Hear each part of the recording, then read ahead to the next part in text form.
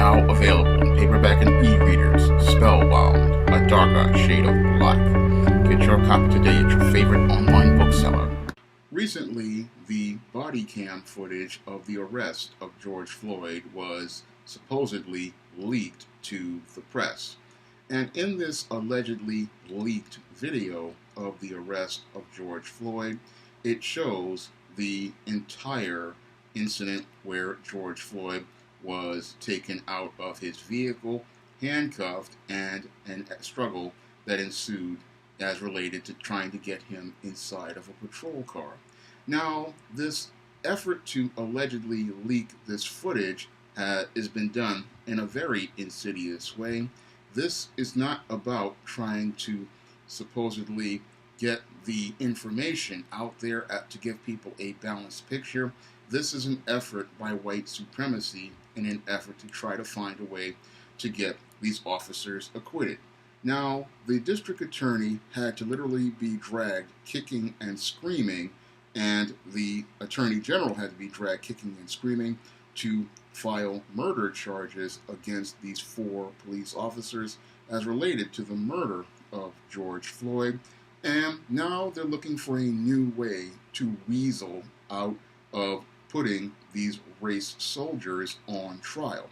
So with the public and the world seeing this murder happen right before their very eyes, what they want to do is try to gaslight the American public into trying to make George Floyd out to be an accomplice in his own murder. So what they want to do is try to release this body cam footage in an effort to gaslight the American people into believing George Floyd was the one responsible for his death. And this is how these white supremacists want to manipulate the American people.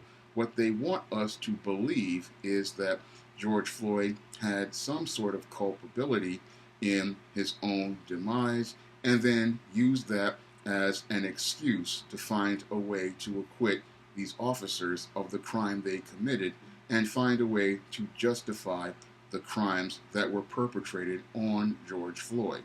So when I looked at that footage and I saw it in its entirety online, I was not convinced in the propaganda that these white supremacists are trying to promote as their narrative. And the reason why I wasn't convinced of their narrative is because I saw things in that video that further condemned these officers in the way they behave.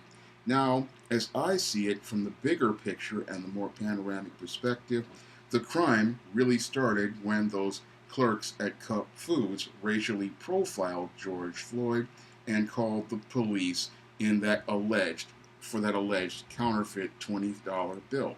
That's what escalated this incident, and what I saw in the video was further escalation by these officers, one of them pulling a weapon on George Floyd in the early moments of the encounter, and that officer pulling that weapon on George Floyd in the early moments of that encounter is what I believe triggered an anxiety attack within George Floyd, and I believe that anxiety attack was one of the things that led to the exacerbation of the situation and led to the struggle that went on. Now, these same white supremacists who allegedly leaked this video, they also want to push this argument that George Floyd was allegedly on fentanyl or some sort of controlled substance, and this substance was the thing that led to him acting the way that he did. And I am not going to let people use that as an excuse, because I've watched many episodes of Cops where there were meth head white boys out here and police acted in a far more professional manner. And when I looked at that video again, what triggered the anxiety attack and the panic attack in the allegedly high George Floyd was seeing that weapon, and that's the thing that triggered the anxiety attack, along all along with the other officers going out of their way to try to subdue and restrain him. So I saw a bigger picture that actually condemned the officers more by their actions, because I clearly saw where there was some excessive force being used in this incident. I also saw in that video where these officers were going out here and yelling at people in the public who were witnessing the incident in an effort to intimidate them. So when I look at that incident from an objective perspective, I saw things that further condemned the officers in their actions as related to George Floyd's death. And when I look at that whole video, again, I know what this is all about. This video being allegedly leaked is not about going out here and, again, allegedly presenting the facts. This is all about trying to use the insidious nature of mind control to get people to believe the narrative that white supremacy wants it to believe. Because in the aftermath of these riots, it's clear that white supremacy wants to get back to business as usual.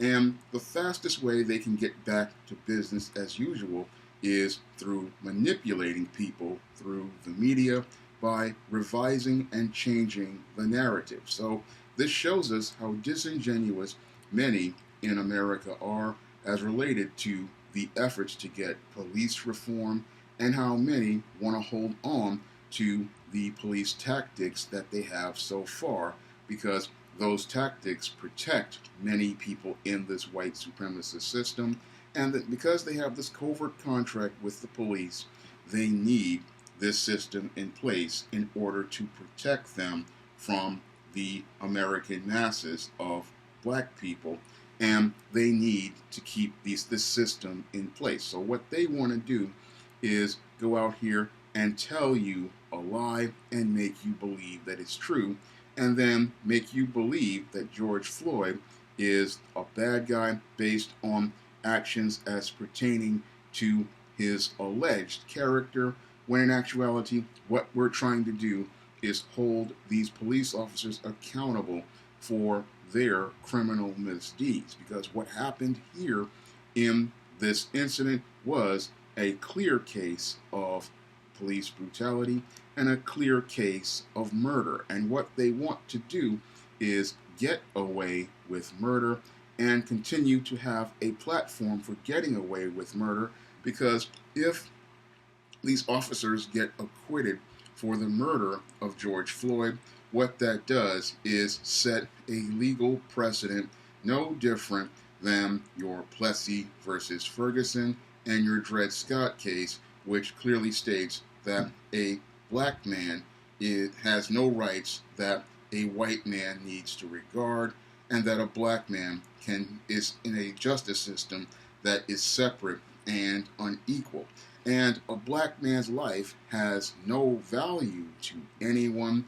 That is the legal precedent that these people want to set. And what's even more troubling is that you have a black man here in America as the Attorney General trying to help enable this precedent, just like you have a black man trying to help enable this precedent as related to black women's lives in the case of Breonna Taylor. And both of these attorneys general are really, it's quite troubling, and district attorney are quite troubling.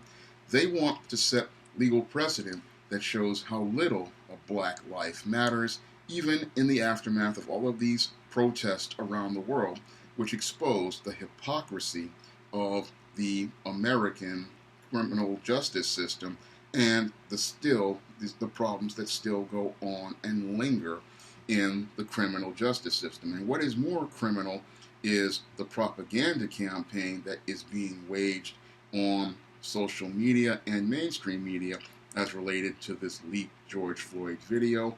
They want to try to change the argument into making George Floyd the bad guy in order to avoid being held accountable for their egregious behaviors. What they want to do is try to find a way to give these race soldiers a pass and then use that pass to get back to business as usual, racially profiling blacks, brutalizing blacks, and making black people the villain of the story. So that's the most troubling thing about this video, is many people cannot see how they're being gaslit by these media sources, and they can't see how they're being mentally manipulated into believing something that isn't true.